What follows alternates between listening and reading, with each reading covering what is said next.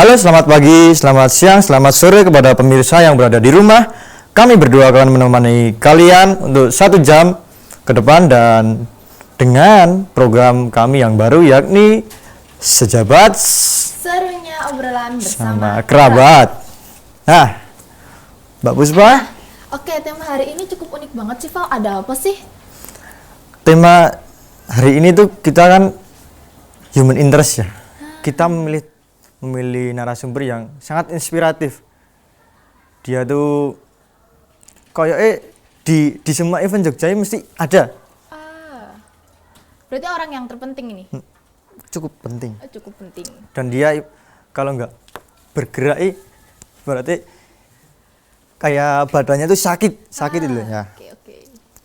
Saya mungkin sangat inspiratif bagi anak muda, bagi teman-teman yang akan mengadakan sebuah event, sebuah acara festival mungkin. Oke, daripada kelamaan basa-basi nih langsung kita sambut saja. Ini dia, Mas Ari.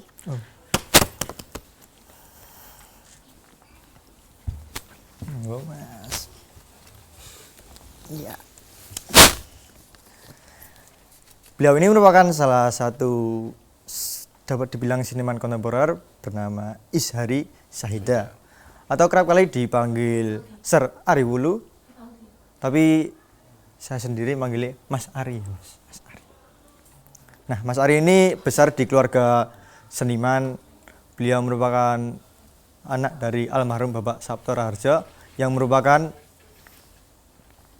juga berkecimpung dalam industri broadcasting, mungkin di penyiaran radio, menjadi dan merupakan pencetus atau pembuat salah satu komunitas dan festival di Jogja. Nah, Mas Ari, sejak kapan sih Mas Ari ini suka terkait seni, ataukah dari keluarga, ataukah dari circle pertemanannya Mas Ari sendiri? Saya tertarik dengan, mungkin bukan tertarik ya, tapi aku jadi dekat dengan dunia seni mungkin udah dari kecil ya, karena lingkungan orang tua saya memang bergerak di bidang seni dan kreatif. Jadi dari saya kecil kehidupan seni itu ada di sekitar saya. Nah, itu mungkin yang mempengaruhi saya sampai hari ini menjadi dekat dengan dunia seni dan kreatif. Kalau almarhum Bapak Sabto sendiri kadang suka bilang kayak biasanya orang tua kan, kamu tuh nerusin ngene bapak wae, kamu tuh jadi ini aja. Kalau Bapak almarhum Bapak Sabto itu gimana tuh, Mas? Enggak sih, kebetulan keluarga saya ini keluarga yang cukup liberal, jadi kami anak-anaknya gitu selalu dibebaskan untuk mempunyai pilihan. Jadi, kecuali mungkin waktu SD ya. Aku waktu SD itu masih ingat, sewaktu saya di sekolah dasar saya masih ingat setiap kali ada ujian atau ulangan, saya pasti selalu ditunggu oleh orang tua saya sampai saya bisa menguasai materi yang untuk ujian besok pagi. Tapi selepas SD hal itu sudah tidak ada, karena itu menjadi pilihan saya. Kalau mau berhasil ya kamu harus belajar. Kalau kamu nggak harus mandiri gitu ya. Kalau kamu tidak belajar nanti resikonya ya kamu tanggung sendiri. Nah, jadi tidak ada keharusan untuk kemudian saya bergerak di bidang seni ataupun nerusin apa yang sudah dilakukan oleh papa dulu gitu. Saya juga kurang yakin kenapa kemudian saya sampai hari ini menggeluti bidang ini gitu. Tapi menurut saya, karena saya happy aja melakukan semua ini, karena saya senang aja. Jadi karena senang, lama-kelamaan ini menjadi profesi saya. Playground, teman bermain mungkin. Iya, mungkin seperti itu. Tapi aku juga kalau ini hanya tempat bermain juga mungkin tidak ya, karena sampai hari ini gitu beberapa bidang seni itu menjadi profesi saya secara profesional maksudnya. Ini yang menjadi pegangan saya ketika seni dan kreatif itu menjadi satu dalam hidup saya. Tapi ini bukan disuruh orang lain atau saya merasa wajib melakukan ini, tidak. Tapi saya melakukan ini karena senang aja. Berarti jati dirinya Mas Ari itu di seni gitu ya, atau Mungkin. Sebenarnya cita-cita saya tuh pebisnis ya. Tapi nggak ada bakat mungkin kan. Terus saya tuh cuman ngelakoni wae. Saya cuman jalan aja. Nah, ternyata sampai hari ini saya merasa baik-baik saja dan merasa happy dengan kondisi yang saya lakukan ini. Nah, ini mungkin memang sudah jalan saya jadinya seperti itu, tapi tidak ada kesengajaan atau berusaha keras untuk menuju ke sini juga tidak. Jadi dari sisi akademis pun saya tidak belajar di ranah seni. Waktu kuliah saya di sastra Inggris, jadi bukan lalu di sekolah seni. Iya. Kalau tahu nih Mbak, ada cerita menarik dari Mas Ari. Beliau ini memilih sastra Inggris karena gara-gara itu band bisa nulis lirik Inggris untuk band. Iya. Dulu saya kenapa berniat belajar di sastra Inggris supaya bisa bahasa Inggris. Ya alih-alih bisa aja sih kursus bahasa Inggris gitu. Iya. Tapi yuk ketoknya kurang total nek meng kursus gitu kan. Terus saya lulus SMA, saya daftar kuliah, saya memilih jurusan sastra Inggris. Bayangan saya ya supaya saya sekalian tahu aja bahasa Inggris itu seperti apa.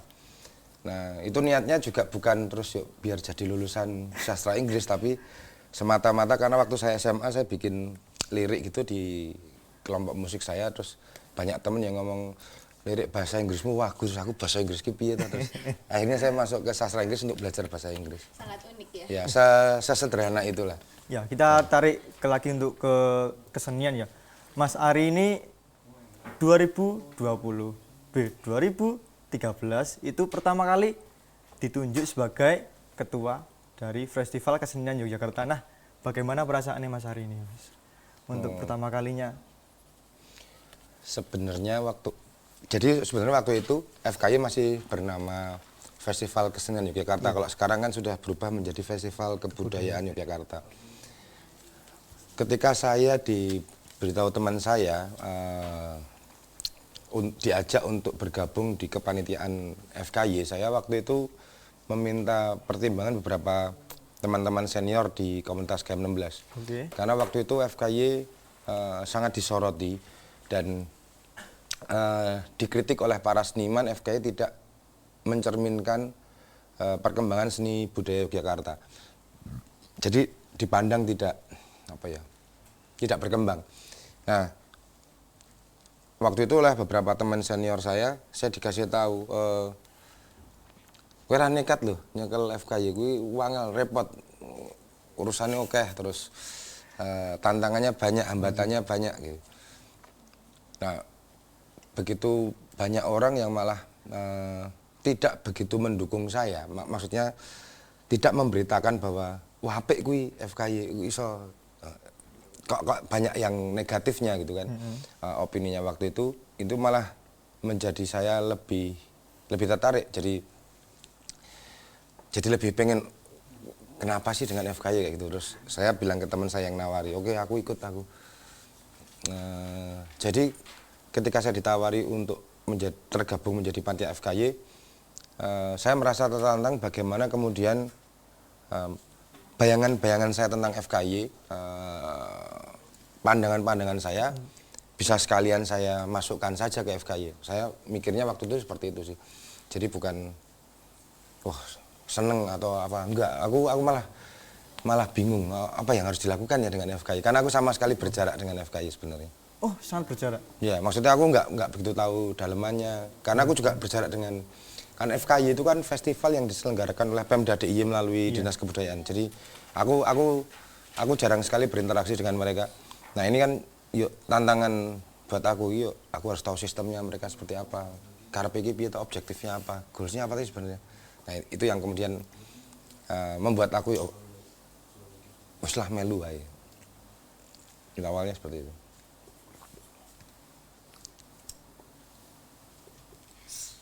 Kan itu kan ya Mas, untuk FKY sendiri Mas Ari kalau nggak salah untuk setiap tahunnya itu apa menjadi ketua sampai 2018. Ya, sebenarnya di 2013 itu ada 3 orang yang ditunjuk sebagai jajaran ketua. Jadi yang ditunjuk oleh Pemda DIY itu ada ketua umum, ketua 2 dan ketua 3. Nah, waktu itu ketua umumnya adalah Mas Setio Harwanto, ketua 2-nya saya, ketua 3-nya Mas Robi Setiawan. Oke. Nah, itu selama 2 tahun. 2015 kemudian diganti. Ketua umumnya saya, ketua 2-nya Mas Robi Setiawan, ketua 3-nya Mas Setio Harwanto. 2017-2018 ketua umumnya Mas Robi Setiawan, ketua 2-nya saya, ketua 3-nya Mas Setio Harwanto. Oh berarti Jadi di rolling. Tapi orangnya cuman 3 itu aja. Ya. itu sistemnya sampai sekarang Mas, kalau untuk rolling gitu. Di FKY itu memang dari Dinas Kebudayaan DIY menentukan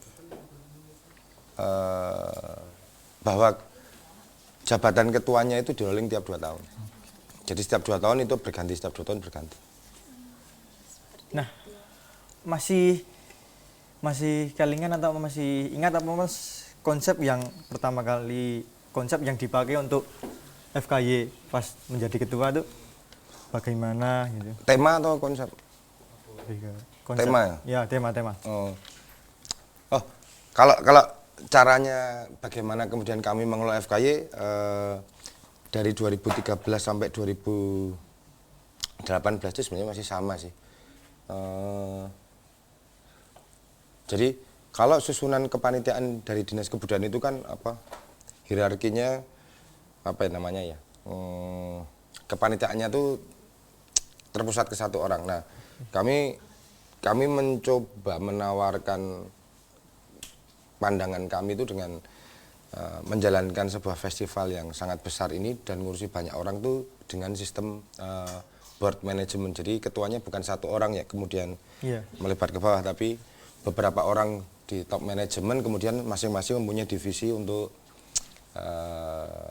di tiap pekerjaannya. Koordinator. Ya, nah jadi kami membaginya menjadi board of directors. Jadi kami bertiga ini mempunyai apa ya namanya tim divisi sendiri-sendiri. Nah kemudian keputusan tertinggi ada di ranah board. Jadi kalau misalnya harus mutusin acaranya berlangsung 1 atau 2 hari, nah ini harus diputuskan oleh orang bertiga ini, bukan salah satu, atau pembelanjaannya harus habis berapa, ini harus diputuskan bertiga. Jadi nggak cuman si paling ketua atau bukan. Tapi juga ada tugas Ya. gitu ya. Ya. Untuk event si FKY sendiri ini berapa tim Mas kalau boleh tahu? Boleh, ya boleh sih, apa maksudnya? Ada banyak banget sebenarnya. Biasanya kami ada rekrutmen volunteer. Untuk volunteernya sendiri mungkin bisa sekitar 60 sampai 120-an orang. Untuk panitia intinya mungkin 80-an orang. Jadi setiap penyelenggaraan itu bisa 200 sampai 250 orang. Ya, banyak. Banyak, tapi untuk ukuran festival sebesar FKY itu sebenarnya enggak. Kurang. Iya, kurang karena ngurusi kebudayaan DIY itu oke banget. Nah, terus 200 orang itu kalau dibagi per program itu udah habis sebenarnya. Ya idealnya mungkin kalau aku ngelihat gitu mungkin 300 sampai 400 orang itu ideal. Untuk segitu kepanitiaan ya. Iya. Ya. Terus kan pastinya dalam sebuah acara festival tersebut tuh ada hambatan ya. Hambatannya tuh apa aja sih Mas? festival yang mana misalnya? Yang FKY. Ya. Kalau FKY itu sebenarnya karena para panitia itu menjalankan kegiatan program-program yang sudah diputuskan oleh Dinas Kebudayaan DIY. Nah, biasanya yang merepotkan adalah penganggaran lalu pelaporan pemakaian anggarannya. Karena pemakaian anggaran itu harus berdasar dari satuan harga barang dan jasa yang sudah ditetapkan oleh Pemda DIY. Jadi nggak bisa luas karena memang uang yang dikeluarkan oleh pemerintah itu kan harus dilaporkan secara administratif. Nah, hal ini yang kemudian harus diselaraskan dulu antara pengelola festival, seniman dan Dinas Kebudayaan dan pemerintah. Itu yang paling rumit itu. Kalau yang lain-lain teman-teman hari ini keren banget. Oke, terus perasaan Mas Ari sendiri ketika menjabat selama 7 tahun, gimana sih Mas? Apakah hal ini terjadi karena merasakan hidup di tahun presiden kedua? Ya, apa? Sebenarnya 8 tahun 2013 sampai 2013 sampai 18 ya. Iya. Sorry, kok 6 tahun. 6 tahun. 6 tahun ya. Itu memang kesannya memang jadi kayak apa ya? Rezim. Jadi kami bertiga ini tidak sengaja menjadi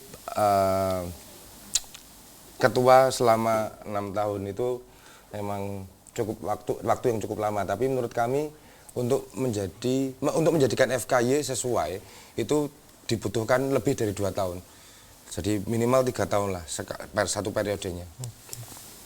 Nah, FKY ini tuh kan festival kesenian kebudayaan.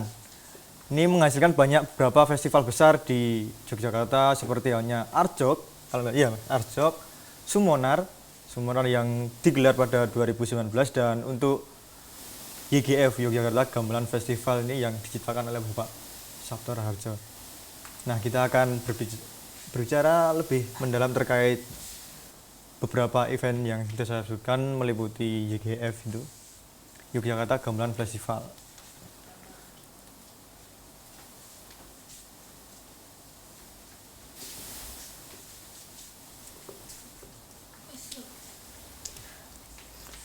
YGF itu kalau nggak salah ada pada tahun 1995. Untuk pertama kali, iya. Iya, lahirnya ya, Mas? Ya, pertama kali diselenggarakan tahun 95. Berarti untuk sampai sekarang itu udah ber-20 tahun ini mungkin tahun yang ke-28. 28.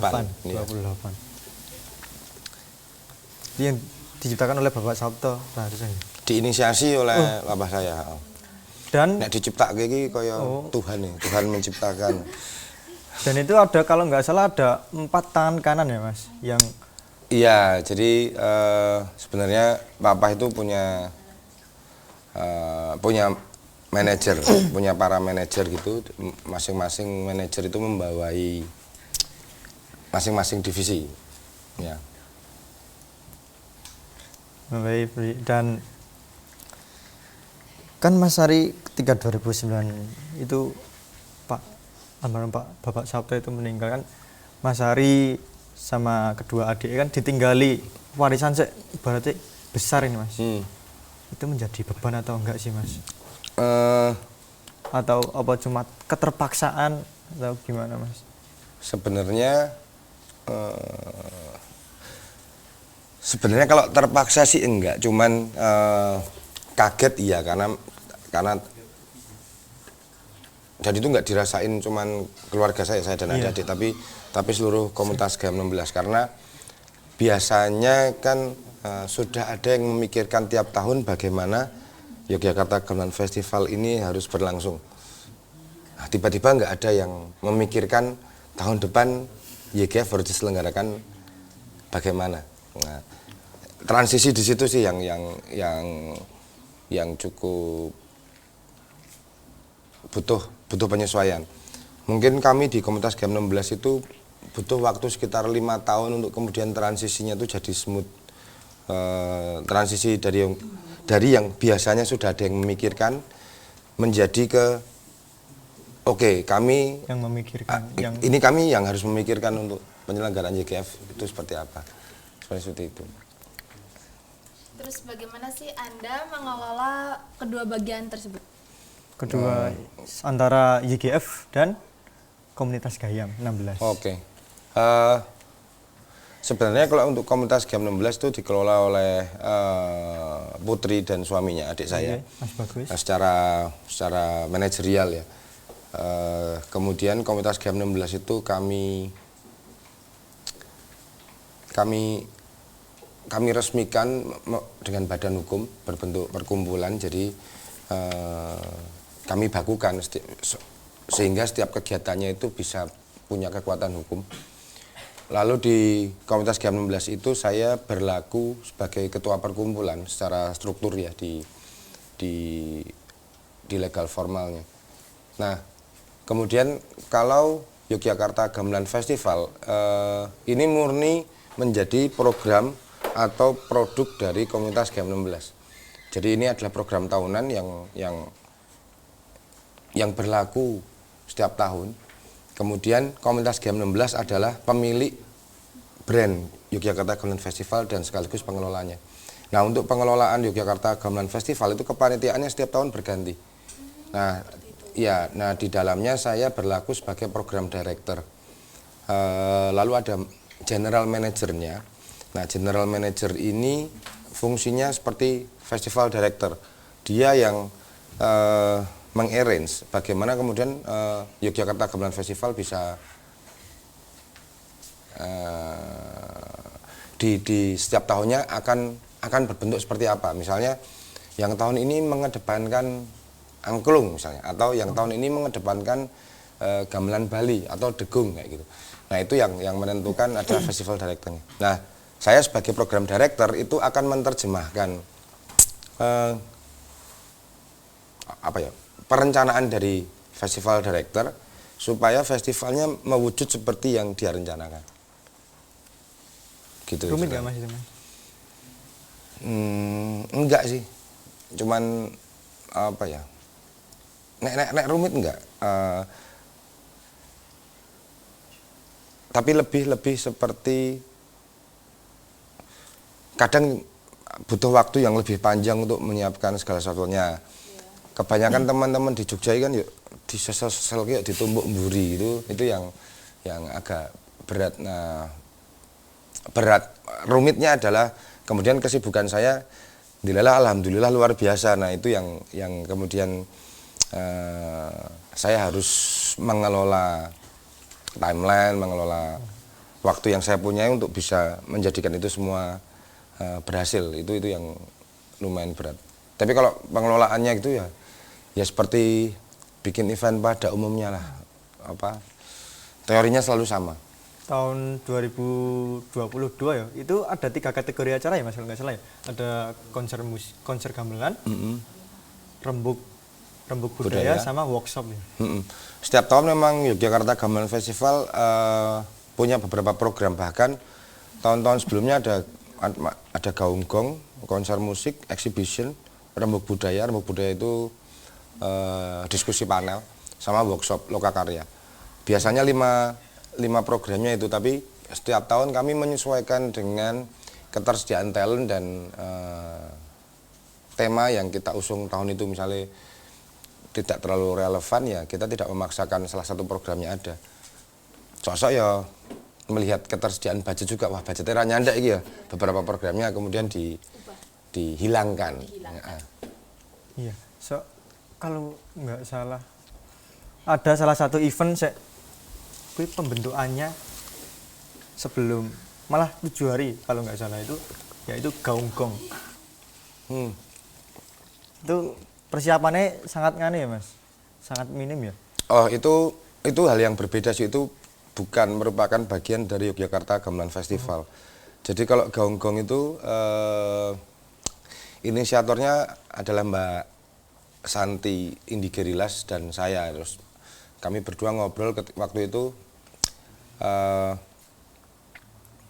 kami cukup terkejut dengan kondisi pandemi COVID-19. Nah, waktu itu ada keresahan bagaimana kemudian bagaimana ya kami sebagai masyarakat yang komunal ini berlaku menghadapi semua ini. Karena kan di masyarakat gamelan itu tidak mungkin memainkan gamelan sendiri-sendiri, jadi harus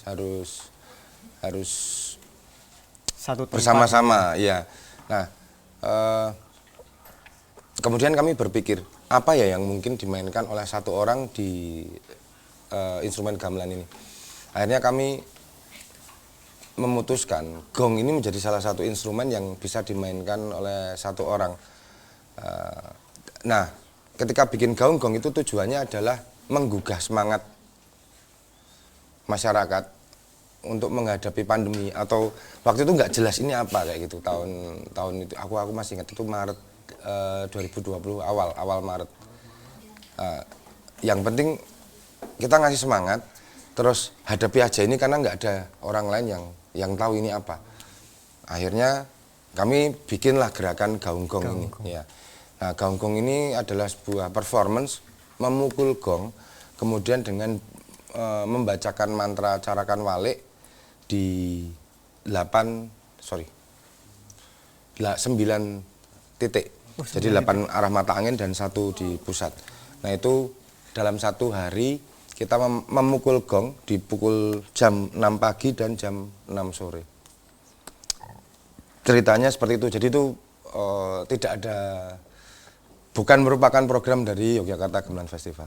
Cuma terpikir dan langsung. Ya, itu performance, itu performance. Nah, di samping kan ada gong nih. Salah satu postingan Mas Ari itu ada bahwa tutup ember itu, kayak kalau nggak salah, captionnya ini bukan gong. Itu apa sih Mas? Ini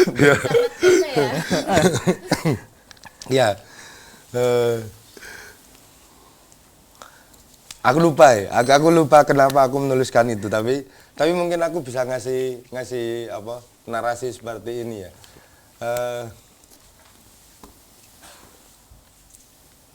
Kan malah justru aku pengen tanya balik, kenapa coba kok itu bukan gong?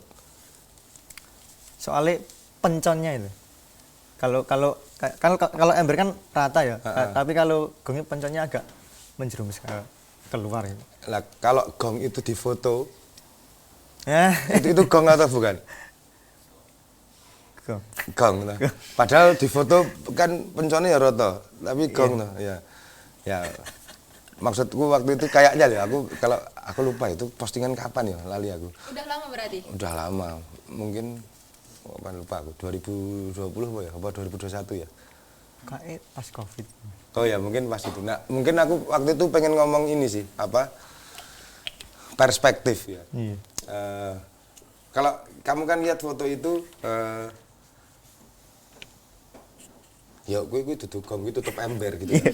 Tapi nek yuk kamu punya perspektif yang berbeda, dan kamu terbiasa dengan idiom-idiom yang ditawarkan oleh komunitas GAM 16, itu kan posternya, merchandise-nya itu kan selalu melambangkan gong. Apa? Gambaran gong ini. Padahal bentuknya itu gong, meng grafik ngono kuwi, lingkaran besar, yuk lingkaran menengah, yuk di tengah ada lingkaran yang lebih kecil gitu. Terus kamu otomatis berpikir bahwa oh kuwi gong.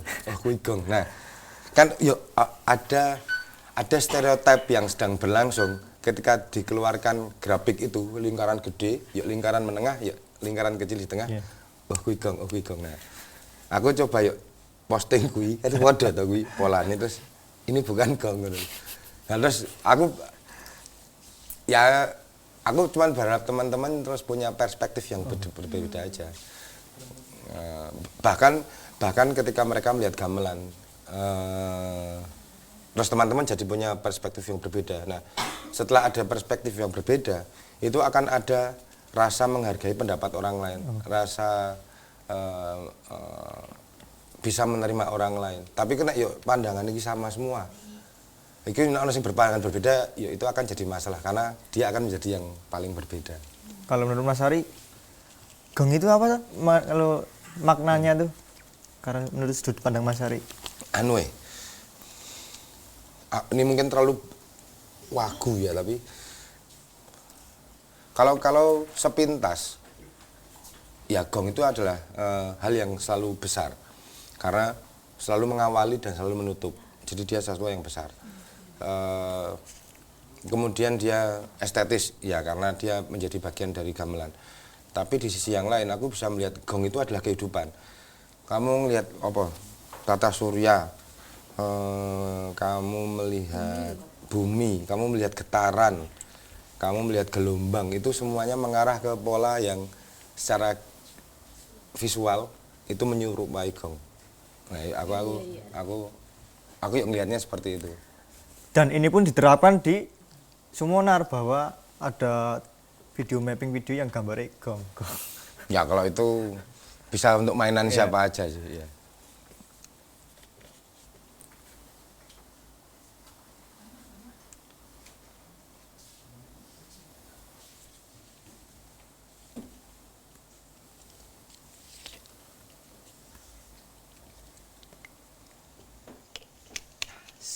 Kalau Sumunar sendiri itu pertama kali diadakan di 2019, yang sebelumnya itu JVMF ya Mas? JVMF, Yogyakarta Video Mapping Festival. Itu kenapa Mas? Kok bisa diganti ke nama Sumunar, kan lebih culture JVMF, Jogja Video Mapping Festival. Sebenarnya yang tujuan kami yang pertama supaya orang lebih mudah mengingat nama festival video mapping yang di Jogja itu namanya apa sih? Sumunar, lebih simpel. Sebenarnya itu. Kedua, nama JVMF ini menjadi rancu karena nama kolektif kami JVMP, Yogyakarta Video Mapping Project. Terus kesannya redundant loh. JVMP menyelenggarakan JVMF, itu nggak enak jadinya. Terus akhirnya kayaknya ini ganti nama yang lebih Asia, terus lebih simpel untuk diucapkan, ini akan lebih bagus. Makanya kami terus menemukan dua kata di situ, sumon sama sumunar. Sumon mengumpulkan, sumunar bercahaya. Kami gabungkan menjadi Sumunar.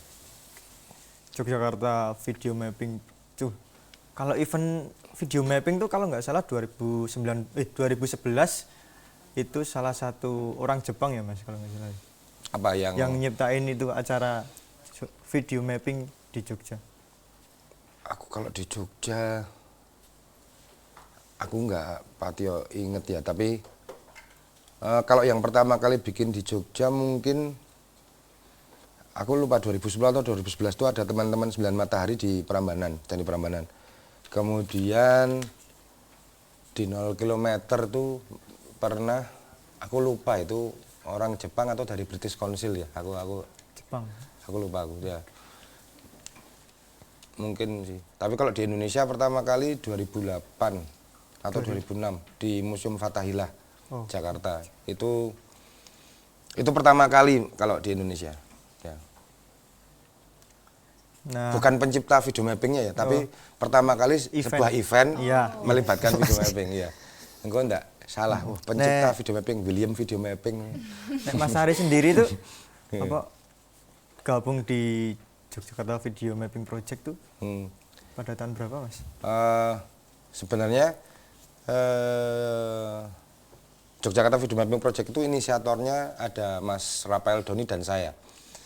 Jadi waktu itu 2013 itu kami pertama kali menyelenggarakan pertunjukan video mapping di Festival Kesenian Yogyakarta.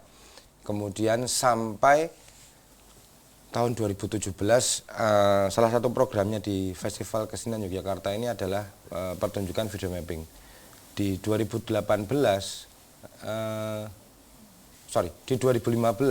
kemudian kami berdua ini bersama 8 teman kami memutuskan untuk membentuk Yogyakarta Video Mapping Project sebagai sebuah kolektif yang menaungi seniman multimedia dan seni-seni lainnya untuk bekerja dalam disiplin video mapping. Nah, 10 orang ini tercatat di akte juga, jadi kami mendaftarkan Yogyakarta Video Mapping Project ini di Badan Hukum, bentuknya perkumpulan. Ketuanya Mas Rafael Doni, saya wakil ketuanya, lalu jabatan berikutnya diisi 8 teman kami ini. 2018 kami kemudian berpikir setelah FKI kita mau bikin apa ini. Nah, kemudian kami memutuskan untuk membuat Yogyakarta Video Mapping Festival di 2018. Kami memutuskan membuat festival video mapping karena kami melihat di Indonesia tidak ada yang mengakomodasi bentuk seni baru ini secara khusus.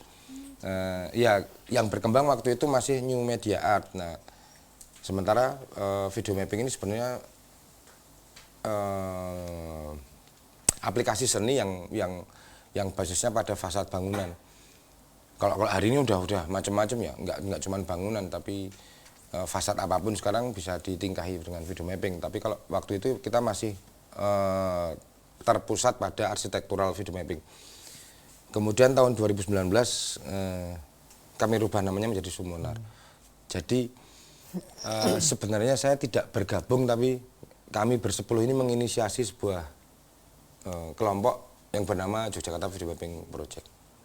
Itu nama-namanya 10-nya itu ada di website kami. Nama-nama aslinya aku ya rapati apal cacahnya. Banyak ya? Bersepuluh tok. Bersepuluh ya. Nah, Mas Ari sendiri kan bergabung di Jogja Video Mapping Project di 2012. Itu jadi apa, Mas? Nama Yogyakarta Video Mapping Project itu dari 2015 sebenarnya. Kalau sebelumnya itu tidak ada namanya. Jadi Yogyakarta Video Mapping Project itu terdiri dari beberapa studio animasi visual yang ada di Jogja dan sekitarnya. Masing-masing itu punya role play yang berbeda-beda. Ada yang animator, ada 3D builder, ada digital imaging, ada director, ada creative director, ada art, ada orang manajemennya, terus ada ilustrator. Nah, kami bersepuluh ini memang mempunyai fungsi yang berbeda-beda, tapi ada beberapa, misalnya 3D builder itu ada 3 teman kami yang memang profesinya 3D ilustrator tapi juga sekaligus 3D builder. Ada yang videografer juga ada, tapi cuma 1 orang. Ada yang cuma ngurusi manajemen juga ada. Itu persiapannya berapa lama kalau kita Untuk event Sumunar 2019 itu? Kalau Sumunar 2019 mungkin itu agak lama ya, mungkin 6-8 bulan kayaknya. Kalau yang 2019 Emang harus disiapkan secara matang ya? iya, itu agak lama. 8 sampai 6 sampai 8 bulan.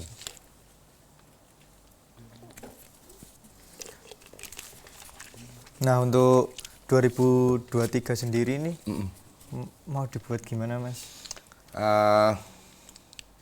Pengennya untuk tahun 2023 itu kita bikin yang lebih sporadis. Jadi kita mau bikin pertunjukan utama video mapping di beberapa titik di Jogja. Selain itu kami berencana membuat galeri video mapping di tempat yang lebih luas. Kalau kemarin kan di Jogja National Museum itu hanya bisa menampung 250 orang setiap sesi, setiap kali kunjungan.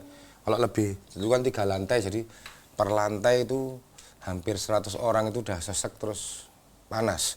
Nah, tahun ini kami sedang mencari tempat yang kemudian bisa lebih banyak lagi orang yang masuk untuk menikmati galeri. Tapi belum ketemu tempatnya. Mungkin mau bangun, ora ding. Bagus. Roro Jonggrang. Tapi kalau Sumunar sendiri bulan berapa, Mas? Bulan apa sih untuk nganunya? Tahun ini rencana di bulan September. Semoga bisa terjadi di bulan September. Berarti ini sudah mulai proses ya? Sudah. Untuk timnya masih sama atau? Kalau panitianya mungkin akan berbeda-beda ya, maksudnya tergantung kebutuhan. Tapi kalau tim intinya akan selalu sama. Selalu sama. Iya, Mungkin teman-teman untuk bulan apa Mas? September. September bisa ke Sumunar. Di titik-titik yang berbeda. Nah, kan September ngurusi 2 event ya Mas. Mm-mm. YGF dan Sumunar. Mm-mm. Itu gimana Mas bagi waktunya kan? Keteteran kan enggak gitu. YGF itu kebiasaannya Agustus ya Mas? Agustus ya. Agustus baru September. Heeh. Itu sangat jaraknya dekat sekali. Iya, ya itu sebenarnya setiap pekerjaan kan setiap pekerjaan tuh kita harus merencanakan. Nah, dan itu saya tidak mungkin bisa mengerjakan semua itu kalau nggak dibantu oleh teman-teman. Harus ada yang membantu. Untuk Yogyakarta Gamelan Festival dan Sumunar itu mereka tiap festival punya tim yang berbeda. Hanya beberapa itu beririsan, Nah, kami harus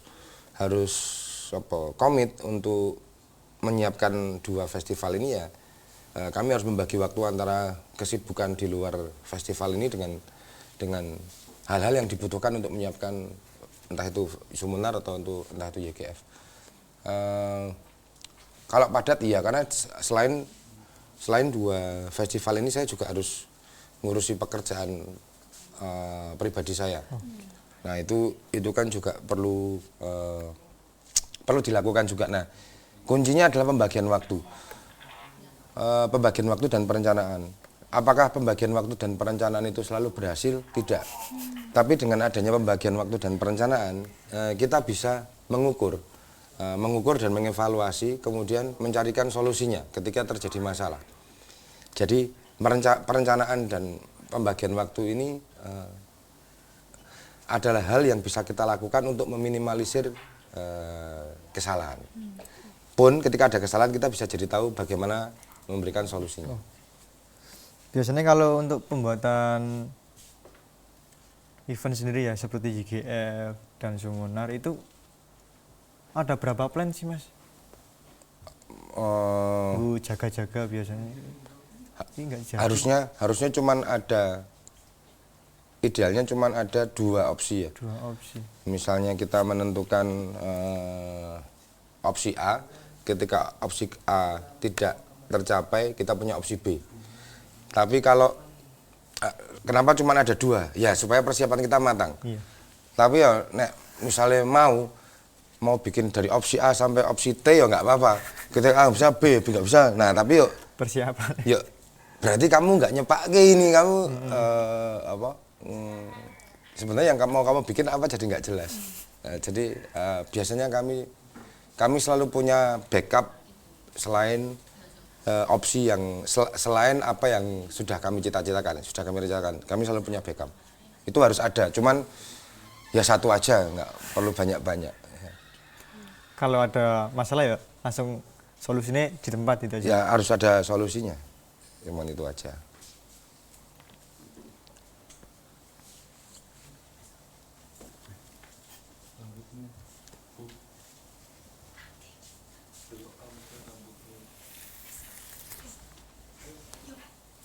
Pertanyaan. Nah, sekarang kita masuk ke Q&A, Sharing session. sharing session. Dari pertanyaannya Mbak Putri untuk Mas Ari. Dari seluruh pengalaman banyaknya Mas Ari, bagaimana sih cara Mas Ari untuk mempertahankan kru-krunya selama ini?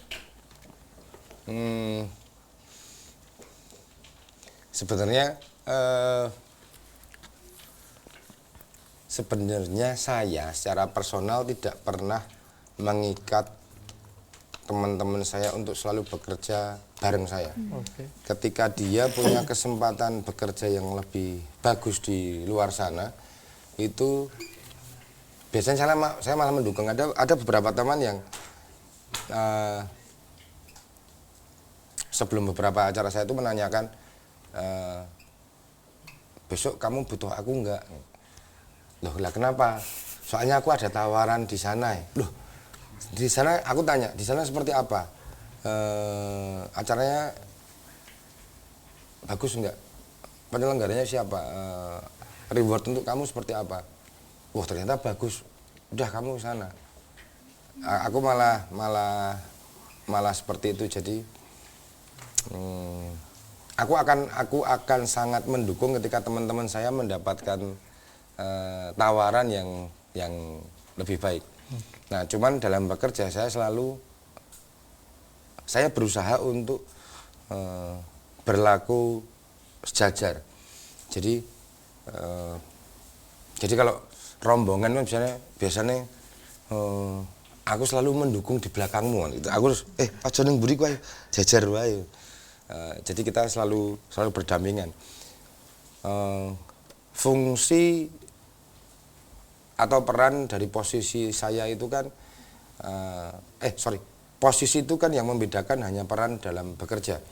Tapi kedudukannya itu bisa sama aja. Ketika seorang misalnya manajer gitu ya, tanggung jawab saya lebih besar karena pekerjaan saya adalah mengatur, mengelola, menjamin dan memastikan semua berjalan lancar. Itu pekerjaan saya. Terus ketika ada teman saya yang pekerjaannya itu mengurusi makanan untuk semua panitia, pekerjaannya dia adalah, tanggung jawab dia adalah memastikan semua teman-temannya mendapatkan jatah makan yang sama dan di waktu yang ditentukan. Oke. Kalau dia sampai melakukan kesalahan sehingga semuanya tidak bisa makan di waktu yang ditentukan, itu salahnya dia.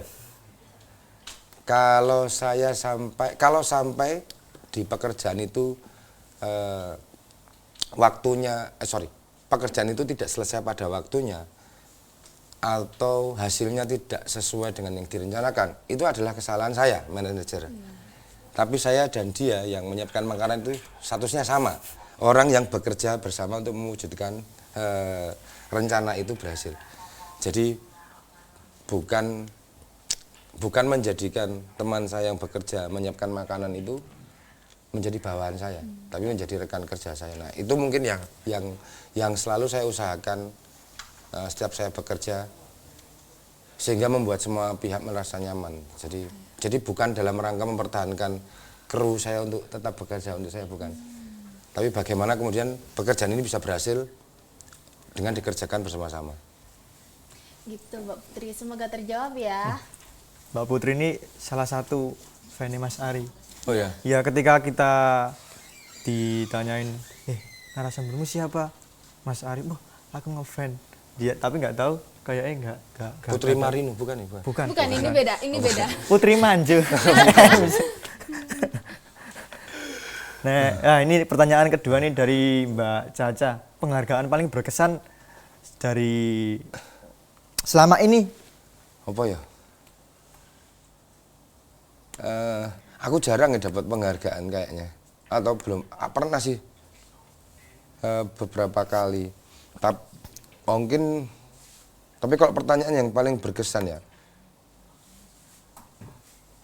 tapi nggak resmi ya mungkin ya. Aku mungkin cerita, aku paling heran dan aku bertanya-tanya terus nggak habis pikir itu ketika di FKY 2019. Jadi waktu itu saya sudah tidak lagi terlibat di kepanitiaan FKY. Tiba-tiba dibikinkan oleh teman-teman panitia FKY setelahnya sebuah program yang namanya Lintasan Ariwulu. Jadi teman-teman itu merasa perlu membuatkan acara untuk saya karena banyak sekali keterlibatan saya di lini-lini kantong seni budaya yang ada di Kota Jogja. Nah, kemudian masing-masing kelompok itu mengirimkan karyanya yang berkaitan dengan saya, kemudian dipentaske secara bersamaan di Museum Merapi. Itu mungkin apresiasi yang paling berkesan. Aku menganggap itu apresiasi ya buat saya ya. Iya. Karena yang memainkan waktu itu ada dari Peppermoon, ada dari Mas Eko Nugroho, ada dari Indi Gerilas, dan mereka kan seniman-seniman yang udah levelnya udah internasional. Ada Sony Irawan, ada Yenu Arindra, ada Live Pets, ada ONF. ada teman-teman sound butik, ada teman-teman DJ yang lain. Jadi aku jadi bisa jadi melihat flashback. Aku tuh terlibat di apa aja sih kayak gitu. Oh, ternyata ya oke. Nah, waktu itu aku merasa apa yang aku lakukan sampai hari ini gitu. Aku bisa melihat diriku bercermin tuh dari acara itu. Mungkin kalau yang bukan berbentuk sebagai penghargaan plakat gitu ya. Iya. Aku mungkin yang paling berkesan buat aku itu apresiasi dari teman-temanku buat aku waktu itu ya. Tapi kalau penghargaan itu mungkin 2018, tapi saya mewakili komunitas GM16 Iya. waktu itu ya.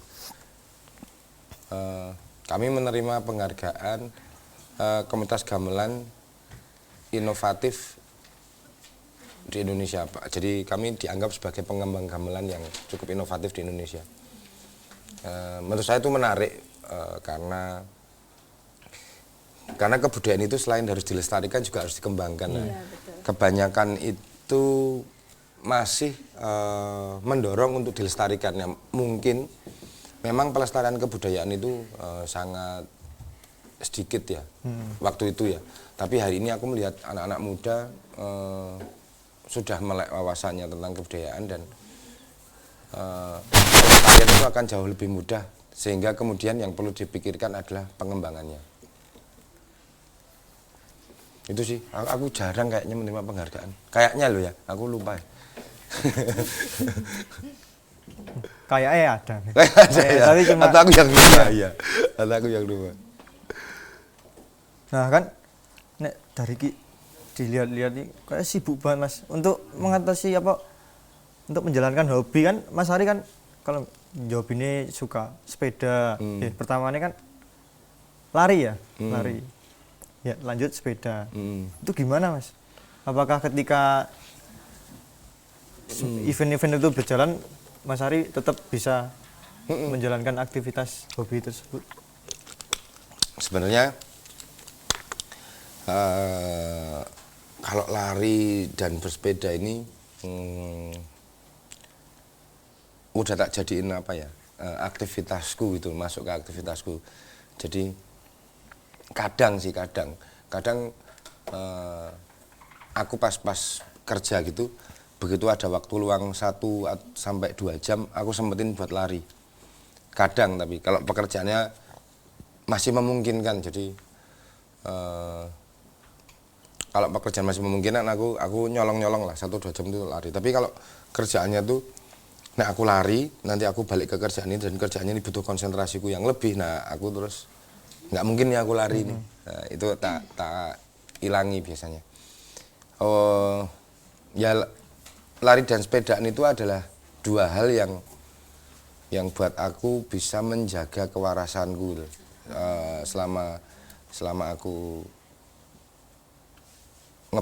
ngebut dalam bekerja. Nah, 2 hal ini yang aku usahain supaya bisa menjaga kewarasanku. Kewarasan ki nggak cuman kewarasan pikiran ya, tapi kewarasan Batinnya. badan juga.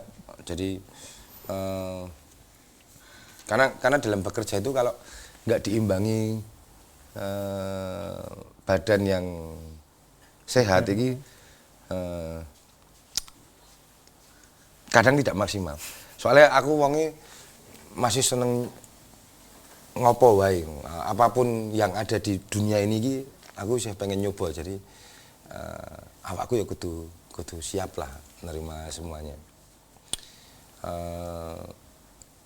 Ya nggak perlu dipaksa kayak misalnya untuk bulan ini gitu, wah ternyata memang kebak banget nek iso di selake 1-2 jam ya dilakukan, tapi memang nggak slow ya nggak apa-apa, ya dilakoni wae kayak gitu. Kalau ada waktu luang lagi gitu. Nggak ada waktu luang lagi ya, kayak akhir tahun kemarin gitu hampir 2 bulan aku nggak ngapa-ngapain, maksudnya nggak bisa olahraga gitu ya.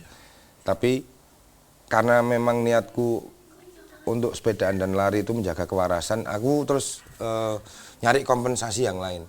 Jadi nggak melulu olahraga, tapi yang penting aku bisa menjaga kewarasanku, itu aja. Dengan Oh waktu itu ya tak godolan ya. oh Tak godolan apa karena akhir tahun kemarin aku banyak di luar kota ya aku menikmati kota itulah akhirnya. Aku jalan-jalan, aku sightseeing karena kan yuk menuju ke tempat berbeda yuk rekreasi gitu kan. Nah itu juga cukup sebenarnya. Jadi nggak yuk harus wah kudu melayu gitu, kudu ngepitik enggak. kalau kesini tadi Ke ke studio ini tadi naik motor ya, Mas? naik motor. Oh, aman berarti. Motor. Soalnya produk kawanan.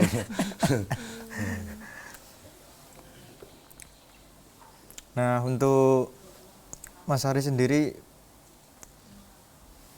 dalam pembuatan event nih yang harus diperhatikan tuh apa tuh Mas biar terjadi maksudnya lancar sampai hari H sampai paskanya. Sebenarnya teorinya itu kalau yang teman-teman baca di apa ya di internet atau di mana aja gitu, teorinya sama. Tinggal bagaimana kita mengelolanya sih. Jadi yang pertama ketika membuat event tujuannya apa? Oke. Nah, tujuannya dulu. Kita membuat event supaya menyenangkan orang. Oke, berarti yang kita cari apa yang membuat orang itu senang. Udah, itu baku. Nggak usah improve.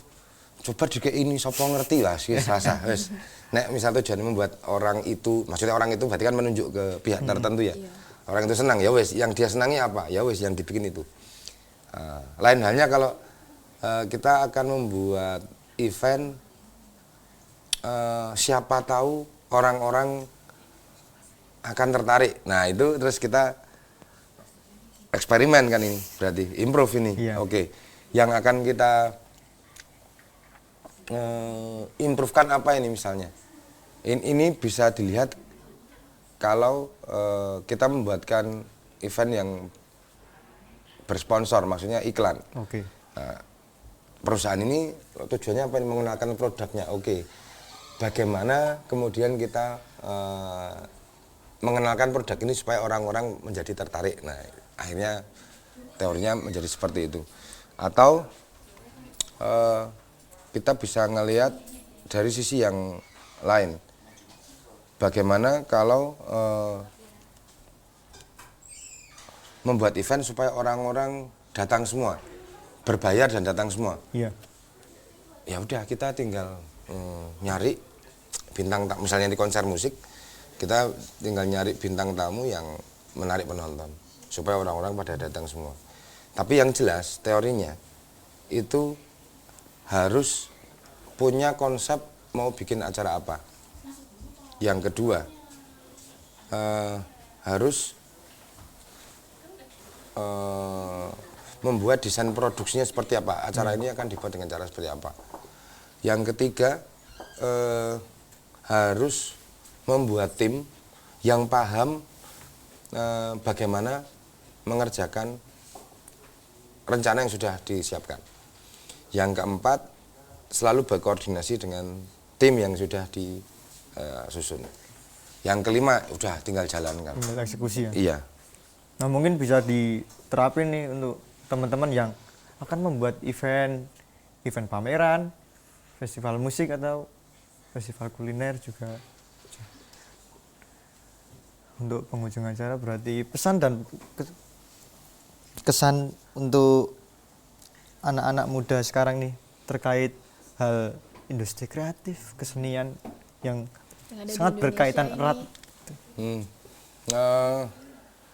Menurut saya teman-teman hari ini teman-teman itu sudah punya semuanya, tinggal bagaimana teman-teman merumuskan yang diinginkan teman-teman ini sebenarnya apa, yang dituju ini apa aja sih keinginan teman-teman. Fokus saja di satu titik itu terus dijalankan. Semisal dilalah ternyata gagal ya nggak apa-apa, tinggal diulangi aja. Memang benar ini tujuannya atau wah ini ternyata bukan ini yang aku pengen, makanya aku gagal. Yang aku pengen ternyata B, ya udah tinggal diganti aja menuju ke sana. hari ini relatif bisa kita hadapi dengan lebih mudah. Wong kemarin 2 tahun kita ada pandemi aja udah bisa kita lewati. Jadi pesan saya ya, apa yang teman-teman pengen jalani aja, kerjakan aja. Kalau gagal diulangi. Itu. Nah, untuk penghujung acara nih, kita dapat menarik kesimpulan ya bahwa Mas Ari ini merupakan bisa disebut seniman kontemporer atau musisi, Mas? Atau bebas? Bisa aja bebas. Wah, bebas. Ya. Seniman kontemporer gitu ya. Dan beliau ini merupakan salah satu inisiator event-event besar di Jogja, yaitu di Yogyakarta Gamelan Festival. Beliau juga ketua perkumpulan di Gayam 16 yang masih berkaitan erat, dan beliau juga menjadi inisiator di Sumonar 2019 dan sampai sekarang. Untuk teman-teman juga yang ingin membuat event, harus mungkin bertanya-tanya, boleh bertanya ya Mas, IG-nya yaitu Ari Wulu. Di Instagram itu ada. Nah, mungkin itu saja yang disampaikan ya untuk teman-teman. Ya, Saya tadi kembalikan ke bincang-bincang Puspa. kita dengan Mas Ari Wulu, dan semoga bisa menjadi inspirasi dan memotivasi bagi kita semua dan bisa menjadi lebih kreatif sebagai pemuda di Gen Z ini. Tentu saja semua itu butuh action, kerja keras, bukan kerja keras tapi kerja cerdas. Sekian, terima kasih. Dadah. Mamar tak tambah ya. Tidur itu amatir gitu ya.